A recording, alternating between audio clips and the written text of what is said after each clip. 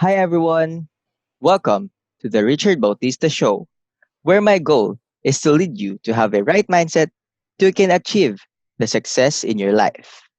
I'm Richard Bautista, and thank you so much for being here.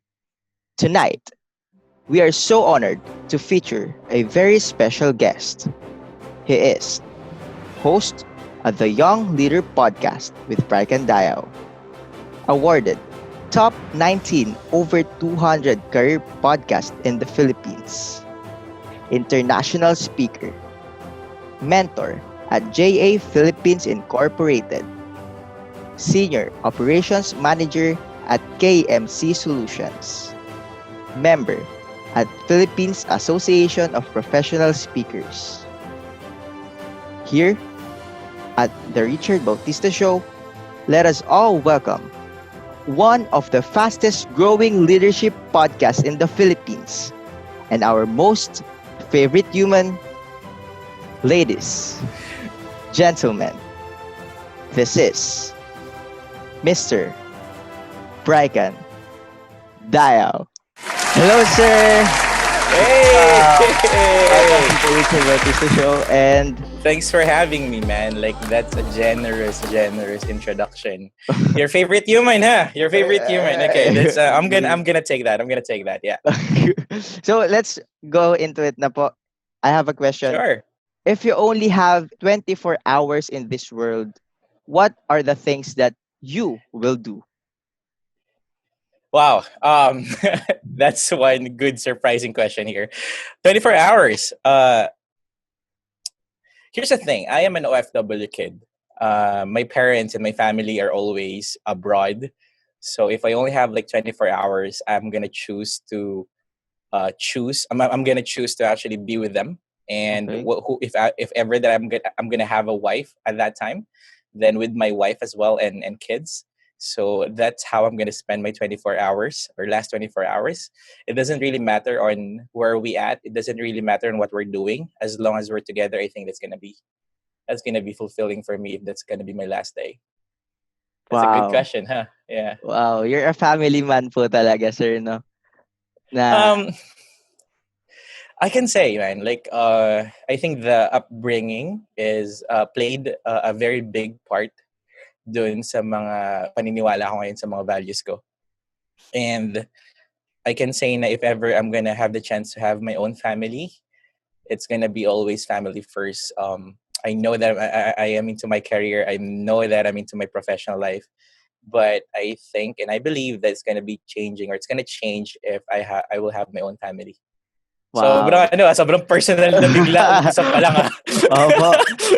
Unang ano pa lang, birada pa lang. So to Oh, formally good job, man. Yeah. to formally start po na yung pop-up question po kasi yan. Ito po yung formal question na po. Nung first question natin is what do you do and how do you do it? Wow. That question is really familiar, but I love that question as well, man. I love that question as well. What do I do? Um, in my professional life, I am a senior manager for a BPO. So I kind of do everything. I handle the whole of Manila. I make sure that it's functioning. I make sure that nothing shitty happens, and I make sure at the end of the day that my people are being taken care of. That is my professional side. I've been working in that industry for the past 14 years. Wow. And when it comes to the passion side, that's my professional side. When it comes to the passion side, what I do is I am a speaker. In 2019, I became an international speaker and a corporate trainer. So I used to teach, or I'm still teaching though, or I still train managers and new leaders on how or what is the ideal leadership for them because it's every person has a different leadership. Um, and on my hobby side, I can say, and a passion side to go to then, I am the host of the Young Leader podcast, which you mentioned a while ago. We were top 19, right? Last month. I just didn't really flag or I didn't have the screenshot shot like last month. We were actually top 9 before we became Wow. top 19. Yeah, out of 200 podcasts for career Wow. under career category, and I was really thankful because 3 months in the game, 7 episodes. After 7 episodes, I mean, we've reached that milestone, and I'm thankful. I'm thankful for that. Like, I can't really make it without the support of the podcast page group and the Philippine Podcast Directory. I can't really make it because parang yun yung naging support group and Y- everyone is just amazing. yes Yeah. po. And so totoo po na you are the fastest growing leadership podcast in the Philippines. You know what? That's a funny thing. When I made the introduction, or the trailer or my trailer, I actually claimed it. I claimed it na this podcast will be the fastest growing leadership podcast in the Philippines. There are very good podcast leadership podcasts out there. One podcast that I know is actually Inspiring Leader, with Sir X Reyes, and he's really good. But when I started the Young Leader, I actually didn't know him. So I was like, you know what? I'm gonna put my This is my goal. I'm gonna actually put my goal in my introduction to be the fastest growing leadership podcast in the Philippines, and it's actually happening. It's actually happening. Like, in 3 months, we are already at 1,800 followers on Facebook, and Wow. a lot of views, a lot of downloads on Spotify. I reached over 500 downloads already, in a span of short time, and that's only for Spotify. So life is good, man. Like, I always believe that if you put yourself, your 100% into something, and you really like what you're doing, then it will bear fruit at some point.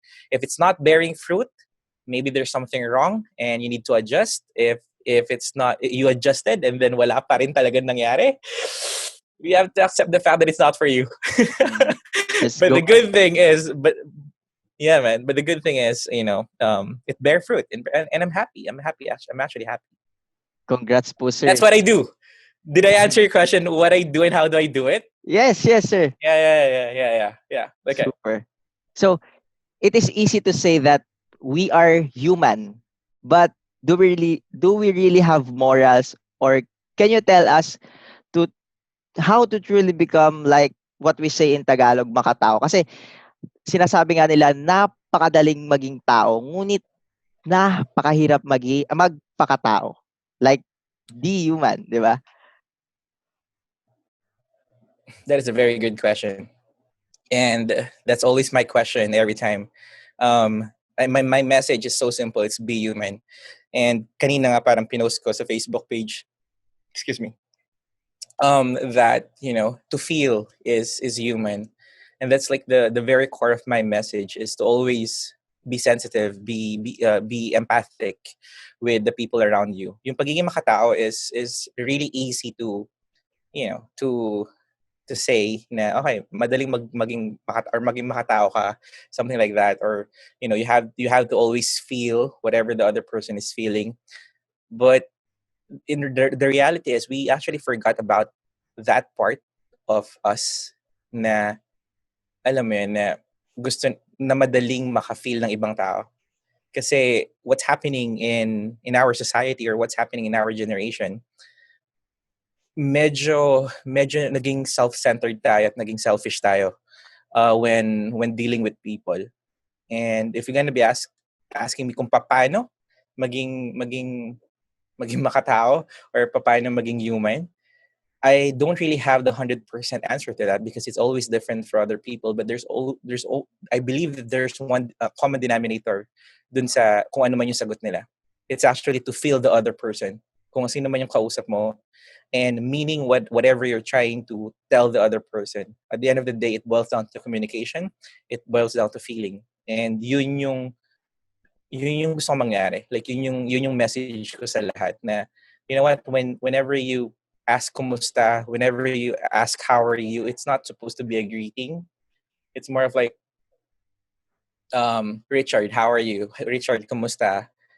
Do I really mean when I ask you kumusta, how, or is it just like for the sake of opening ng conversation? No, I believe that's kind of not okay. I'm not saying it's wrong, pero I think we can better that. Na when I ask kumusta ka, or when I ask how are you, Richard, I really mean that. Like, whatever your answer is, even if it's negative, even if it's positive, whatever it is, I'm gonna be concerned kapag sinabi mo okay lang talaga.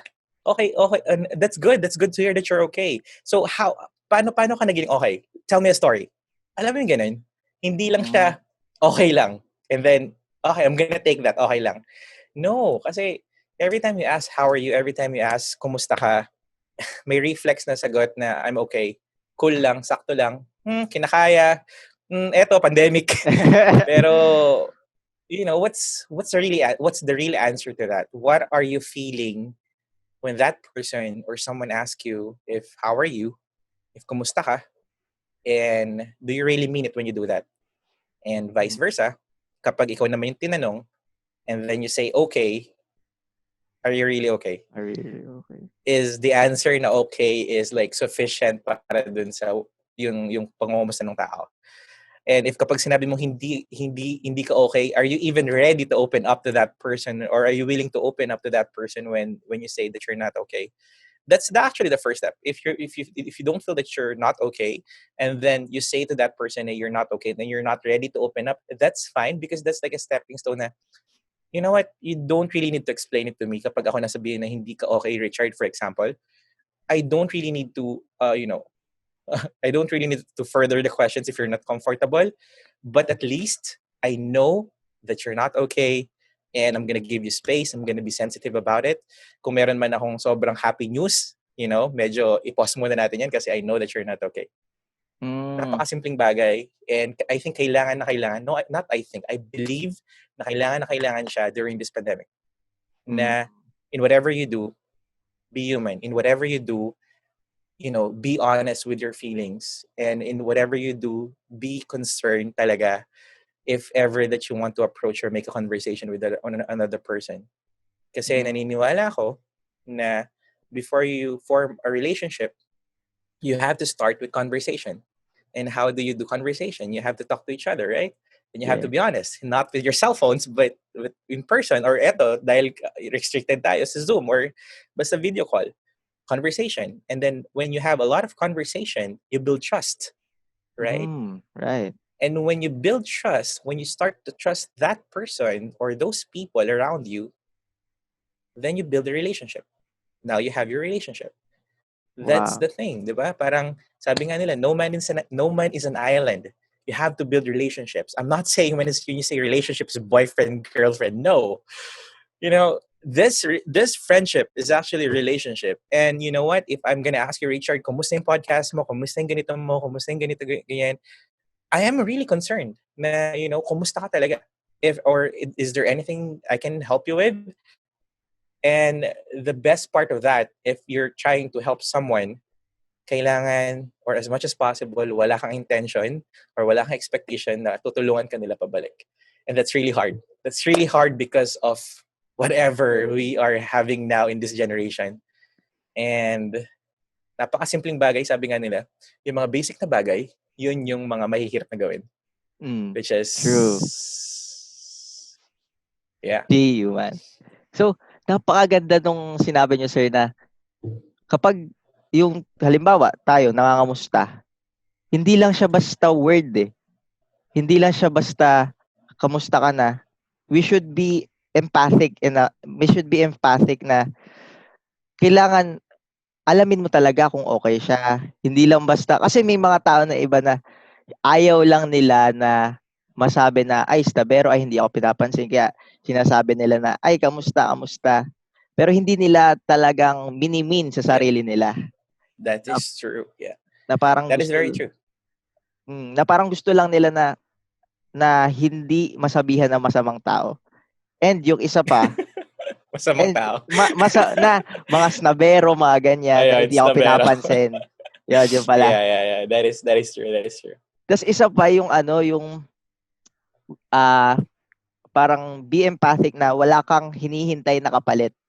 That is so true na once halimbawa, kinamusta mo siya, kailangan yung intention natin is not, hindi siya yung tinulungan kita, iniisip ko na may utang na loob ka sa akin, kaya kita True. tutulungan, parang gano'n. So, it is so Exactly. good na yun po yung naging parang theme ng buhay nyo na be human. And sobrang ano kasi in this time, sabi nyo nga po na parang nagiging selfish na tayo. And this, yung sinasabi nyo po is napakaganda kasi pwede po itong makapagpabago ng buhay natin na oo nga no, we should be human. We should be true to ourselves and true to others. Yun. So, paano sir, paano nyo naging tagline yun sa buhay nyo na paano nyo na-decide na ay ito yung kailangan kong i-preach, hindi, ito yung gusto kong i-preach para makatulong sa iba. But be human. That's a good question, bro. One time, nung I left the consultancy company, one of the consultancies here in the Philippines, who trained me to be a corporate trainer. I was kind of lost. Pero I know that I love people. I know that I love leadership. And when it comes to leadership, I am always relating to, to my people, to my employees, kung sino man yung inahawakan ko.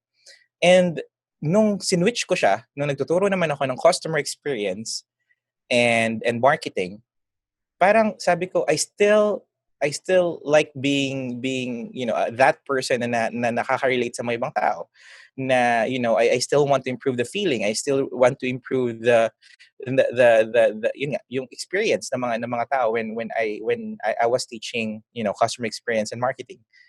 And then sabi ko, hindi leadership ang root ko, hindi leadership ang foundation ko, hindi customer experience ang foundation ko, hindi marketing or sales ang foundation ko. It's actually the common denominator, which I want to feel people. I want to serve people. And then sabi ko, ano talaga yung pinaka-core ko, parang ganun. And I have this when I was creating my logo. Kasi nauso yung parang three titles, di ba? Parang speaker, trainer, and something. Yes, Right? yes. Speaker, trainer, maybe coach. Ganun. Yun ata yung sinulat ko nung una. My logo, and then sa baba was speaker, trainer, and then coach. Sabi ko, it didn't feel right. It didn't feel right. And then, bigla na lang one day, habang ginagawa yung logo ko, tapos pahabol talaga to, like last minute sinabi ko, I think you have to change the coach to human. So may tagline ako na speaker, trainer, human. And then naging catchy siya. And then a lot of people are trying to ask me, bakit human? Ano yung human? Ano yung human? Ano yung human? And then I was explaining myself. I was explaining repetitively. I'm gonna develop ko yung, you know what? I can actually summarize everything in 2 words. It's be human. In whatever you do, it's actually just hashtag be human. Doon siya nabuo. And it's kind of young. Pero, it's been like what? Less than 3 years na ginagamit ko yung tagline. But it worked. Like, yun yung nararamdaman ko. It felt right, when I try to talk to someone, hindi siya plastic, authentic siya. Yun talaga yung gusto ko. Kahit ang pag-uusapan natin, explain ko kung ano man, marketing man yan, sales man, leadership, whatever. There's only one core message, which is in whatever you do, you have to be human. Maging makatao ka. Kapag pinagsilbihan mo yung boss mo, pag pinagsilbihan mo yung mga customers mo, pag pinagsilbihan mo yung ibang tao, maging tao ka lang. Like, that's it. That's like the very core. Kaya Wow. ko siya na-develop. Parang wala siyang something na may tumulong sa wala. It's more of a feeling. Sabi ko, it doesn't feel right. Nung ito yung mga sinasabi ko, it doesn't feel right. And then nung sinabi kong human, ito na yun. Ito na yun. Kinlame ko na siya. Wow. Ayan. And it worked. Wow. Wow, kasi kadalasan it's very unique na sa three titles na parang coach, international speaker, coach, and ganyan-ganyan. Sobrang unique ng pag may nakikita kang Tumatatak siya. human, tumatatak. Yeah. Yun, exactly, Yeah. tumatatak siya na, ano to, ba't human? So, mai-intrigue yung mga tao talaga. True. So, wow. So, our next question, sir, is, can you tell us the most difficult challenge that you faced and that made you question yourself to keep on going or to stop for good? Wow. I didn't expect that question, even though I know that question is familiar as well, but I didn't expect that question. Wow. To be honest, man, I think it's like arts. If you are a graphic designer or you like arts, in whatever you do, kung yun talaga yung gusto mong gawin, even na nag-stop ka, siguro nagpahinga ka, you're still gonna continue kasi. You're still gonna continue doing whatever you're doing. Why? Because it makes you happy. When my brand is or when my brand was known as human or be human, parang nakalimutan na yung speaker, nakalimutan na yung trainer. I don't even care about those titles. I really don't. But I like talking to people. I like talking to people. I like connecting to people. And you know that, Richard, diba? Yeah. Na if may mag-message sa akin and I have the time or I'll make time kasi alam ko na this person kailangan talaga ng tulong. I was in that position nung mga kung nasan siya ngayon. Maybe it's just a different timeline pero pareho kami nasa position and I am actually the person na pwede niyang lapitan ngayon and why not extend the help? I like being, I like being or I like being human. But I like talking to people. I like helping people. And it took me time. It took me time para ma-realize ko na ganun talaga yung ginagawa ko ever since. Sabi ko nga sa'yo na the upbringing is really important dito sa kung ano yung mentality ko. Sa values ko din. The bringing is really important. I think my parents para dun sa part na yun. So if you're gonna be asking me if I got tired or did I ever, parang dumating ba yung point na parang gusto kong mag-quit dun sa message ko, hindi pa dumadating kasi I love what I'm doing. I know that I'm good with what I'm doing and the very important is I feel that I'm happy with what I'm doing. Will that happiness last? I have to be realistic. Sasabihin ko sa'yo, hindi. It won't at some point. Especially kapag naging business na siya, especially pag lumaki na lahat siya, at some point, you're not gonna be happy anymore. But Yes. at that point kasi I know it's going to be my responsibility and one of the good traits that I have when it comes to work and whatever or on my professional life is if you have responsibility you have to do it like it's non-negotiable because it's yours it's your responsibility you're accountable for it you're responsible for it so even napapanghinaan ka na napapagod ka na papagod ka lang naman magre-restart ka pa rin naman di ba you're gonna do it it's okay to pause if you're tired in doing something, it's okay to pause. It's okay to take a break. It's okay to say, I'm tired. It's even okay to say, I give up now. Like, sige, yan, yung pagod yun ng panalo ngayon. Go. And then you need to take a break for a month. It's fine. Kasi nga tao ka. It's part of being human. Tao ka. You have to rest. May joke nga, di ba? Si Lord nga nagpahinga 7th day. Di ba? You have to rest. You have to rest. And that's okay. People won't take it against you. People won't take it against you because sometimes we're afraid of being judged kasi by the people around us. We're afraid about the judgment, but there are the other 50% that who still believes in you na instead na i-judge ka and they will be supporting you and they will be telling you na you know what sige nandito lang ako pag kailangan mo ka nandito lang ako pag kailangan mo ng tulong. So it's always 50%, but we tend to always see what? The negative side of things. The judgment. Kasi judge ako. Ganito, ganyan. No, start believing in people. People are good. We are good. We are good people. You know what? Lalo ng mga Pilipino. Filipinos are really empathic. So, you know what? If na-feel nyo napapagod kayo, for the ones who are listening and watching, if feel nyo napapagod kayo, that's okay. Napapagod ako rin kung ano man I'm at my 30s, early 30s. And pagod ako. Pagod ako lalo na sa pandemic na to. But you know what? I take little breaks. I take little breaks para makapag-reset ako. Kasi at the end of the day, I have my responsibilities. And those things are what important at the moment at hindi yung mentality ko na I need to quit. No, that's out of the play at the moment. Wow. That is very, very good. Kasi tama ka sir na we have to love kung ano yung ginagawa natin. Kasi kung hindi natin gusto or hindi natin mahal yung ginagawa natin, konting discouragement lang, konting sabi lang sa'yo ng mga tao, parang Yeah.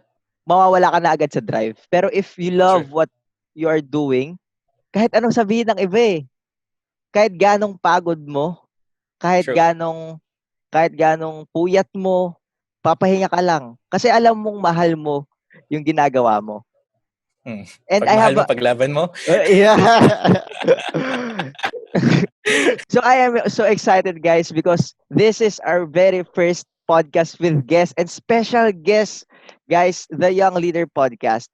So yun, Hey, I am very thankful na una kasi sumali lang ako sa Podcast PH, which is group ng mga podcasters na sobrang sobrang ano nila, sobrang init ng pagtanggap nila ng bawat each na members nila.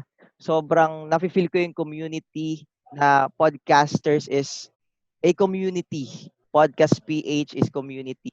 And actually doon ko unang nakita si Mr. Brycan Dayao na napanood ko yung mga podcast niya and I am a very big fan of the Young Leader podcast itself because lahat nung mga halos lahat nung mga guest ni Sir Brygan is napanood ko na. Napanood ko siya lahat thank you. Thank you. Thank you. na and hindi lang basta-basta hindi lang siya basta-basta may mag-guest lang. Yung guest niya is yung guest niya is truly talaga may matututunan tayo, truly na may inspire tayo. And because of that, sinabi ko sa sarili ko, gusto kong makipag-close kay Sir Brycan Dayao. Gusto kong gusto kong maging human, kumbaga. So, tinry ko lang guys, tinry ko siyang i-chat sa page niya and grabe, sobrang na-flattered ako, sobrang naging saya ko nung nakita ko na nag-chat ako sa kanya and right away, mga konting time lang, nag-respond siya agad and sobrang saya ko that time na wow, nag-respond si sir na I'm not used to that na kapag halimbawa may napapanood ako na na individual na i-message ko na mag gaganito, magre-reply siya and tinuruan niya ako ng mga bagay-bagay, maraming bagay. And I'm so thankful kasi sobrang dami kong natutunan sa iyo, Sir Brycan. And 'yun, totoo na sobrang bait ni Sir Brycan talaga na Wow. pag Thank you. pag once na chinat mo siya, once na inanon mo siya, minessage mo siya, once na free siya, may free time siya, talagang he will give time sa'yo na hindi lang basta-basta for publicity, for ganyan. He truly care. Publicity. Publicity or parang showbiz, Totoo ganyan, yan. ganyan. Showbiz, Totoo yan. ganyan. So, Like again, Chad, like sabi ko nga, I've been there, man. Like, I'm watching these people then before when you were when you were on my situation, and then I wanted to talk to these people, diba? Most of my guests ganun. I wanted to talk to these people, kaya lang I don't have network, I don't have connections, and I did what you did. I just messaged them. I just did what I needed to do or what I need to do at that time, and it worked. Some of them ignored me. Hindi pala. Most of them ignored me, and some of them replied right away, and it felt good when the people that I messaged replied right away. Like, I was straightforward. Sabi ko, I'm really interested with your journey. I am really interested with your life story. I'm really interested with your failures and mistakes, and I want to know about it. And ayoko maging madamot. While knowing about those stories, I want to have it in a platform na makikinig na makakaroon ng mga audience, parang ganun. And if you're gonna be letting me na, to do that, then I'm gonna be grateful. And a lot, like half siguro ng mga guest ko, ganun ang ginawa ko. Then again, I'm a nobody. Like, sabi ko nga, I'm not really someone. I'm more of like a bridge with this young people, young audience na gusto talagang malaman yung story ng mga tao, especially mga Filipinos. Yung mga, alam mo yun, yung mga shakers na, yung mga visionaries na, then why not gawin kong platform to, and through me, may matututo. Through me, may inspire. I'm not really aiming for thousands or millions of followers, though salamat if meron, diba? But I always have this goal in every episode.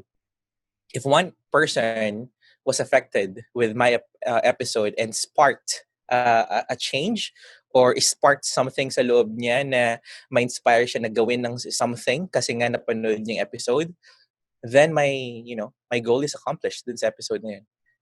I don't really need thousands of followers. Alam ko cliche na, pero sabi ko nga, 'di ba, if you're true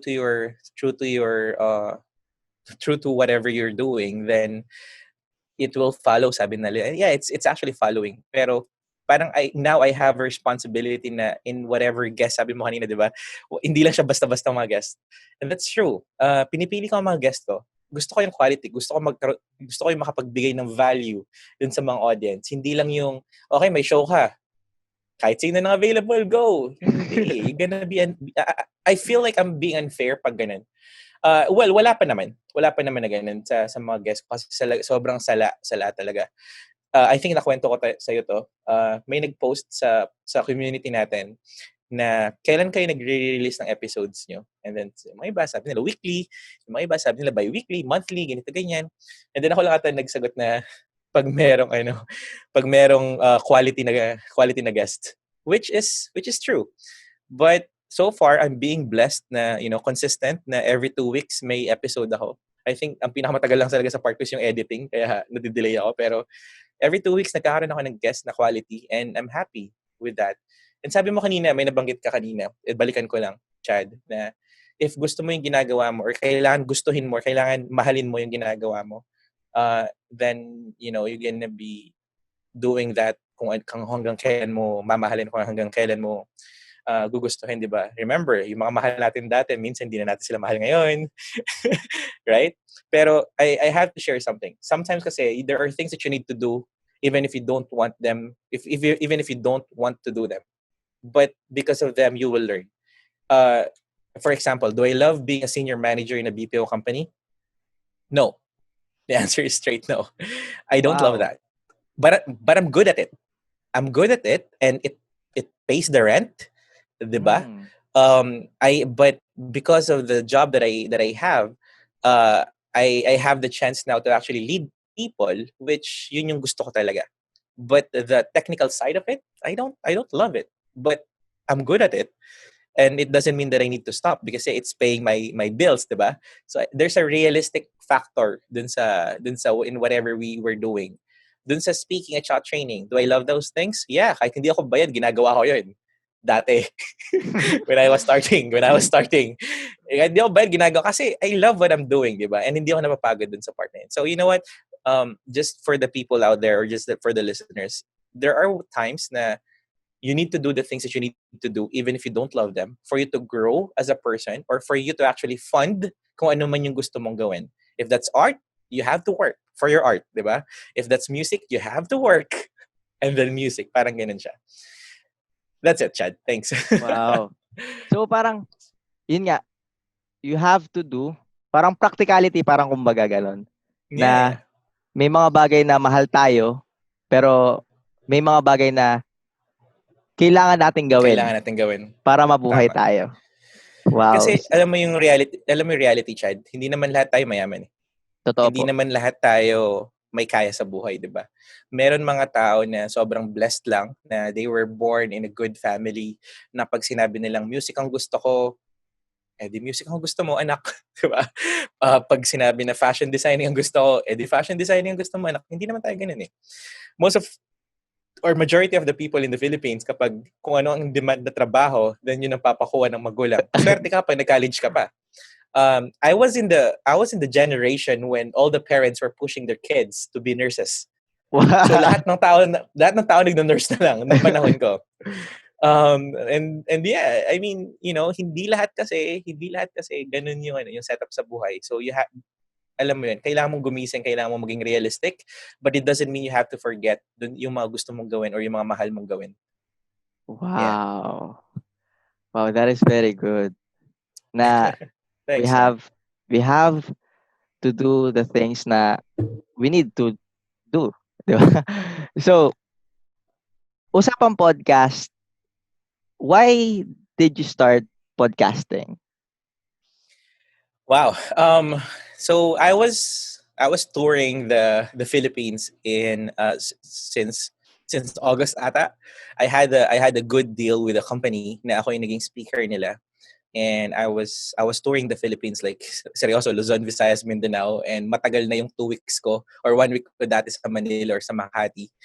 And dun pa lang sa point na I am a fan of this podcast, which is called the Learning Leader with Ryan Hawk Seahawk, di ba? Ayan. Ryan Hawk.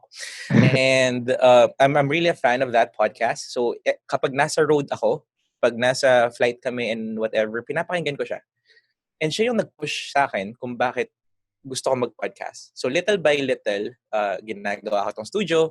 Little by little, nagbumibili ako ng equipments, ng camera and everything. And then, boom, pandemic happened. Parang, alam mo yan, nung kompleto na lahat, like kompleto na lahat pero ang wala lang ako is yung oras para ibigay and yung guest ko, yung oras ng guest ko and everything. And then pandemic happened in May. Sabi ko, I think this is a blessing in disguise kasi wala na ako sa road, hindi na ako nag-speak sa road. And then dun sa day job ko, pwede na work from home. I think this is a blessing in disguise to actually start the podcast. Oh. So if you will be asking me bakit ko start yung podcast, matagal ko nang gustong i-start yung podcast November pa lang. But then again, sabi nga nila, di ba, when the iron is hot, you have to strike it. So habang mainit pa yung pag-speak ko and nagtutour ako sa Pilipinas, then yun muna at that time. And then nag-pandemic, ready na ako. Ayan, at least. Wow. So, sabi niyo po, bumili na kayo ng mga equipment, ready na lahat. Pero, Yeah. paano nga ba? Paano yung way or paano mag-start or how to start a podcast talaga? Wow, you are the second, or this is like the second guesting na I will be teaching podcasting na, like direct to the point talaga. Ganito, ang core ng podcast is audio. And lahat ng cellphones natin or lahat ng smartphones or iPhones, may mga recording yan. And yung mga recording yan or mga recorders yan, sufficient na para makapagbuo ka ng episode. You don't really need a good mic. You don't really need expensive mic. I meant yung earphone mo or yung headphones mo, okay na yun to start. But then again, I think I told you this, if ever na nag-start ka sa equipment na hindi ganun pa ka-quality ang nilalabas niya and kung ano man yung available, sabi ko nga, if you are doing a solo podcast, make sure to record naman na tahimik sa part ng bahay niyo. A lot of the podcasters na nag-start at first nagtatago sila sa closet nila kasi doon ang tahimik and doon sila nagre-record. Kapag talagang maingay sa surroundings nila. The other option is pwede kang mag-record during 1 a.m., 2 a.m., 3 a.m. pag wala nang gising. At wala nang tricycle, wala nang ambulance, wala nang mga manok, di ba? Wala nang maingay. So, sabi ko, it's not an excuse na yung gamit mo ito lang. In whatever you do, you have to do it with excellence. Kung ano yung pinaka-best na mabibigay nung kung ano man yung meron ka, gawin mo. At least, 'di ba? Magiging fair ka dun sa mga audience mo. Ganito lagi kasi mentality ko. If I do something, ayoko na may mag-comment sa akin for improvement na eto lang, limited lang yung gadgets ko. For example, kapag in-advise may nag-advise sa akin, gamit ko lang is my cell phone and then an earphone. And then may nag-advise sa akin, uy, huwag ka naman mag-record ng na tumitilawak pa yung manok or may kumakahol na aso sa background. I don't want that to happen to me as much as possible. Diba? Kapag sinabi nila, uy, upgrade ka ng ganito, wala kang magagawa doon kasi ito lang available na equipment ko, diba? Pero yung meron akong magagawa and I can actually do it in a better way, then always do that. Always put your best out there. Meron ako isang guest, si Karka Tamora, one of the founder of the Green Space Artist Village. Sabi niya, your output is your brand. Totoo naman yun. Kung ano yung galing sa'yo, that's you. You represent you, di ba? Lalo na pag first time mong encounter tong taong to, first time mong makapagtrabaho sa taong to, that's you. So, in whatever you do, you represent you. Gusto mo bang low quality? Hindi, di ba? Wow. Kahit free yan. Do your best. Wow.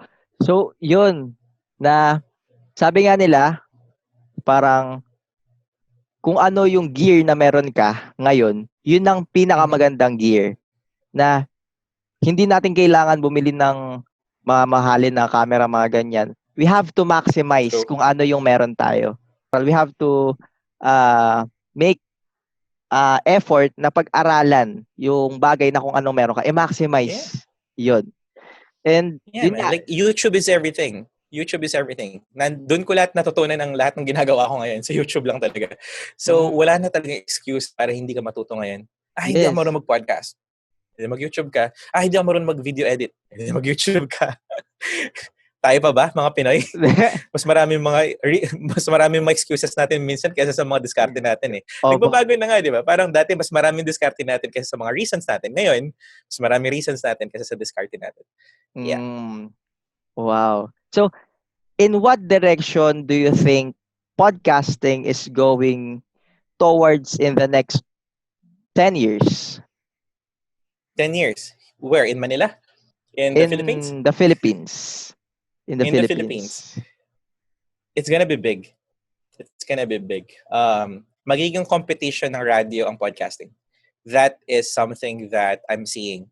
Kasi ngayon, if I want to have if I want to listen to a radio show, I need to wait eh, 'di ba? I need to wait a specific time kasi doon lang ina-air.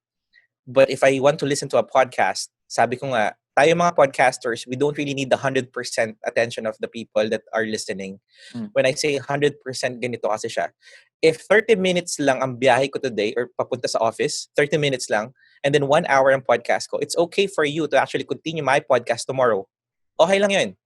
Kasi, kesa naman pilitin mong tapusin yung 1 hour, hindi mo nga talaga siya matatapos, di ba? Yes. So, why not, do it in increments? And I'm okay with that. I'm not that person na, kailangan mo tapos yung podcast ko. Yung analytics ko kasi hanggang 30 minutes lang, pero hindi na sila tatapos. No, like, it's fine.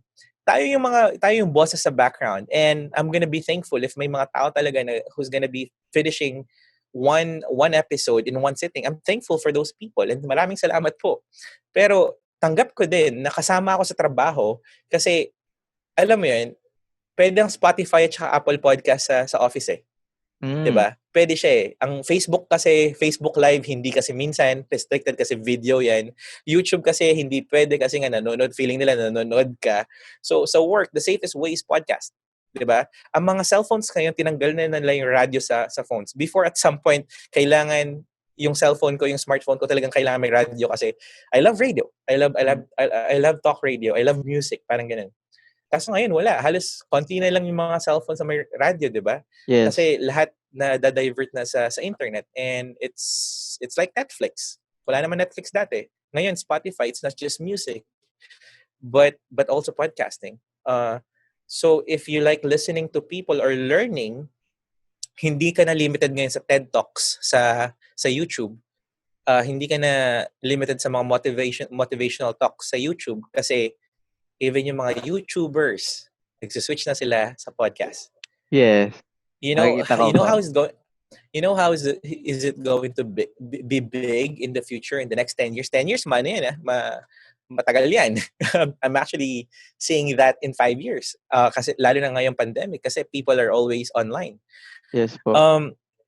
You know Nas Daily, right? Yes po. That's 1 minute. See you tomorrow. He just started his podcast. Diba? He just started his podcast. Nas Talks. Yeah, Nas Talks, diba? I'm listening to him now and dun mas nakikilala ko kasi yung tao. What's his name? Michelle Obama. Diba? Yes. Asawa ng president or ex-president ng USA nag-podcast. So, if you're ganito kasi, if you have a message to actually say or if you know that you can add value sa mga tao, then you have a message, then you can start a podcast.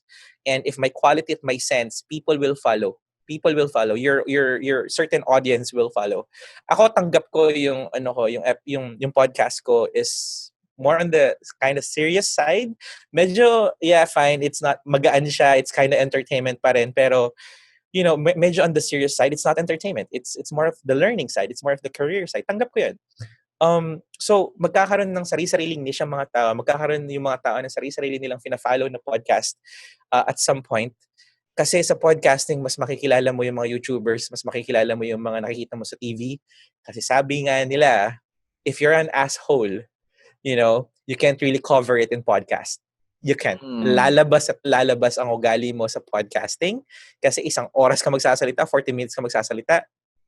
Yung first episode na perfect mo, pero if you have like 12 episodes, tingin mo hindi lalabas yung ugali mo. Diba? Lalabas, Totoo po. lalabas at lalabas ang ugali mo, and that is like one side para makilala ka ng tao. Yes. And for me, it's not really para makilala ako, but para maging bridge ako ng mga guest ko. And that's how, yun yung ano ko, yun yung prediction ko. For 10 Pagdating years. sa 10 years, like it's gonna be like, dude, even radio DJs, ang daming mga radio DJs ngayon na na may mga podcast na din. So there's there's a sign there na there's a trend forming, especially dito sa Philippines, which is nag-i-start pa lang. Wow. Actually, meron po ako kilalang isang vlogger, which is si Logan Paul, na Yeah. vlogger siya. He's big in vlogging, but he transitioned sa pagpo-podcast. Meron siya ngayong podcast channel na which is Mm. very anlaki na, and then yun nga, si Nas Daily. And then yung may isa rin pong artista nagpo-podcast na rin, nakalimutan ko lang yung pangalan. And so yun, sobrang dami na nagpo-podcast. Feel ko na yun nga rin, sobrang lalaki ang podcasting. It is like vlogging. Kasi ngayon, putok na putok ang vlogging. Pero Yep. pero dati naman, hindi siya putok na ganon. Konti lang yung nagvo-vlog. Pero feel ko, sabi nyo nga po, in the next 5 years, feel ko lang, podcasting Yeah. is the new vlogging. Parang mga ganon. Oh, that's good. That's good. It's gonna be better than vlogging. Yes. Oh, not for anything though. I'm not against vlogging. I love vloggers. I'm a fan of Phil Dasovich. I'm a fan of Kong. I love them. They're entertainment. But when I say better than vlogging, it's more of like the human side. Mas makikita mo at makikilala mo kasi yung mga hosts or yung mga guests dito, and eto rin ang wino-wonder ko, Chad, parang it's like it's our responsibility as well kapag may guest tayo para alam mo yun, para makilala din kung ano talaga yung mga thoughts ng guest natin. Hindi lang yung kung ano yung pinapalabas sa TV, kung ano pinapalabas sa mga clips, kinakat, video cut and everything. Parang it's our responsibility talaga, parang alam mo, pakilala tong mga guest na to. Kung ano talaga yung mga perspective ng mga guest na to. Kung sino talaga sila if you're into the biography side, which I am, 'di ba? Yeah, parang magiging fair sa lahat eh. You can't really fake it. You can't fake it, man. Pag finake mo mas mahirap. naman. Mas mahirap. Hindi mo ma-fake. Tsaka po actually sa vlogging, you can edit out na mga kung Mm. ano-ano. But in podcasting kasi, it is an hour na magtotok ka nga na doon talaga lalabas yung sabi ni Gary Vee to, narinig ko kay Gary Vee na if gusto mong mas makilala ka ng mga tao, if you're a vlogger, transition to podcasting kasi podcasting, ito yung talagang 1 hour ka magtotalk, so parang makikilala ka talaga ng mga tao, yung tunay na ikaw, yung para mas makonect ka sa mga tao. That So is true. yun. That is very true. What advice can you give your 10-year-old self? Wow. 10-year. I've been working for 14 years, so 10-year-old self, I was starting out. I was a working student, by the way. I had a family. I have a family concern before na it involved the financial side of things, and I needed to work independently. And at some point, kinailangan kong maging working student para para matapos yung studies ko. My advice is dun sa taong yun is, you know what, wag kang mag-take ng full subjects. Wag kang mag full load. That's one. Kasi I've been studying I'm in school for 8 hours. I'm at work for 9 hours. Parang ganun ang setup ko dati, and it was really tiring. Nagkakasakit-sakit ako. Hanggang na-delay ako. Tinanggap ko na lang na okay, kailangan ko lang ng maybe 4 subjects for this sem, parang ganun. And it's okay kasi delayed naman na ako, diba? And I was working, so I was earning my money na. That's on the school side, and the other side, the professional side, is try to know what you want. Try to know, try everything that you want to try. at the end of the day, maybe it's the only best time to try whatever it is na alam mo yan, na pwede mong i-try that time. Kasi like me, I'm at 30s and I still want to experience bungee jumping, pero feeling ko nung bata ako, nung 10 years ago, mas pwede ako mag-bungee jump, di ba? Like mas fearless ako, alam mo yun, mas careless ako. So those kind of things. But bottom line siguro, you know what? Just do you. No regrets. Whatever experiences that you've experienced, you have to experience, or you had to experience them, kasi those are the stories now that I'm telling. So kung Mm. ano man yung mga ginagawa mo before, just do them. Kasi kung hindi mo sila ginawa or hindi mo sila gagawin, wala akong mga stories ngayon para ma-inspire yung mga tao or para ma-motivate yung mga tao. Wow. Parang Yeah, man. yung mga failures nyo dati na nagawa nyo is mata-turn yon into a inspirational story for others. Na pag Yeah. na-share nyo, pwedeng ma-inspire yung others na, wow, parang pareho tayo. And Yeah. parang pareho tayo na nararamdaman. And ngayon, ginawa mo to, so, mamomotivate ako na gawin to. Parang Magkakaroon ka ganun. ng spark para ma-inspire ka and Yes. everything. Yeah, kung hindi nangyari yung mga nangyari, then I don't have stories now. Lagi ko sinasabi to to the people, especially the younger ones. Every failure is a story to tell. Every failure at some point it is a story to tell. If you're still at the failure, if you're still at the failure, then the story is not yet ending, or the story is not yet done. You know, meron pa yan. If sumuko ka ngayon, then the story is not yet done. You will have your own story. And ako nga, meron na ako mentality na ngayon, I'm actually excited on my next failure. I am excited on my next mistakes.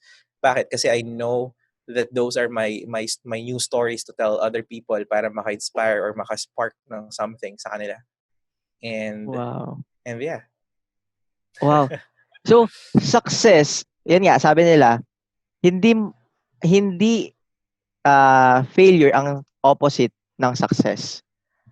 Hindi ka magiging successful if hindi ka nagfe-fail. Kasi para maging successful ka, you have to fail. You have to fail big para makuha mo yung success. Kasi if hindi ka nagfe-fail, parang anong nangyayari, parang you're not trying, 'di ba? So, ito Wow, po, that's I know that's a big thing to say. Maybe in other people that will happen. Like, they need to fail, but there are wise people. Okay, mm, remember this, guys. Whoever listening, there are wise people that the shortcut to success is, what? What's the shortcut to success? Is to copy whatever the other person is doing. oh That's wow, it. that's good. And Right, if I know that this person actually failed doing this, why would I do that? Right, why would I do that? So there are people who just copies other people's, because of their journey, their stories, and whatever. Hindi na iniiwasan na nilang gawin yon, and then it's their success automatic, or you may shortcut to success. But there are people talaga na are risk takers, yes. and yung failure sa kanila is like, you know it's, it's like a normal thing. Yeah. Yun, yung mga, may mga ganun. Like, there are people that do fail. There are people that doesn't really fail. Siguro napakalaki nila. Um, siguro it's different for everyone. But it Mm. doesn't mean that if you want something, you really have to fail for it, Mm. or you have to fail before you can have that. For example, good example. Um, if you want like a position, or if you want a promotion at some point, and then it was your first time to actually apply for that position, and then you got accepted, it doesn't really mean that you failed. Pero malay mo, after getting that promotion, dun na yung mga failures mo. Pero yung pagkakuha mo ng success, yung first success mo, it was really easy. Pero after yung success na yun, there's like a lot of failures that will happen. So yeah, man, life is Wow. crazy. There's Life is no great. manual. There's no manual book that is written for everyone. It's just different. It's just different. Wow. Yun din po yung isang main objective ko kung bakit ako nag-start ng podcast kasi I want to interview yung mga successful na people na para I can copy yung mga ginagawa nila. And hindi lang ako. Hindi lang ako yung matututo. Yung mga audience din. Kasi as a teen, hindi ko pa alam yung kung ano yung mga dapat gawin eh. So, by interviewing yung mga iba't ibang tao, parang nagkakaroon na ako ng ano, ng path sa buhay ko, kumbaga ganun. And That's nice. That's nice. hindi lang ako yung natututo. Natututo rin yung mga audience. Kayo guys, natututo rin kayo. Yeah. And yun, that is my podcasting. Ano. So, what is something you don't want people to know about you? If I'm gonna tell you, I need to kill you. Wow. um, n- None So, really, man. Like, uh, I don't know. I don't really know. Like, that's the beauty of that's the beauty of maybe social media siguro. Like, people actually kind of know everything about you. Even if I'm kind of private person when it comes to social media, I guess the circle that I have, like in every associations in every company, they know me. When you meet me, I'm more of like an open book. I don't really reserve things. mm, Even with family, we're kind of open. The public actually kind of know our family, so you know I guess wala, like nothing wala. really important. Okay. I don't know, top of mind wala. So, sir, what is your purpose in your life? What is my why? um my why is I want to wake up at some point in my life, or I want to wake up one day that because of me, there are more people who will be open with their feelings, who will be happy to tell other people's, you know to, who will be happy to actually tell other people kung ano nararamdaman nila, kung talagang concerned sila, and there will be less people na may intention when they meet someone famous. There will be less people who may agenda when they meet someone in authority, and it's more of like just conversing in a normal kid way, na alam mo yun, na wala kang agenda, wala kang intentions. It's just you just want to start a conversation. That's, I think, or that's what I believe, that is my purpose, na pag nangyari yun, at some point, even do sa mga tao na nakapaligid sa akin, I believe that I did my purpose here. Napakasimple, no? But I am actually true to my message, na kahit yung mga tao nakapaligid lang, or kahit dun yung mga tao na encounter ko lang, alam mo yun, through me, kahit pa paano may mag-spark na change when it comes to simple things, like, you know start feeling, start being open, start opening up, start, lowering those guards, kasi alam mo na wala namang intention tong taong to. Yeah. So, be human talaga eh. Yun talaga eh, yung be human Yeah, man. na side. Okay, so, sir, how do you define happiness? Sa'yo, para sa'yo, paano mo dinedefine yung happiness in life? Happiness at the moment is peace of mind. Peace of mind. Mm. If I can just, if I go to, or if I go home without thinking about anything else, and I know that I'm gonna be eating, like, hoping with my family at some point. If I'm gonna be going to my own place, that, I'm not thinking about anything. I'm not worrying about anything. I think that's gonna be my happiness. Like, that's like a simple thing. That's a simple thing, but it's really hard during this, during these times. Pandemic. Yeah, man.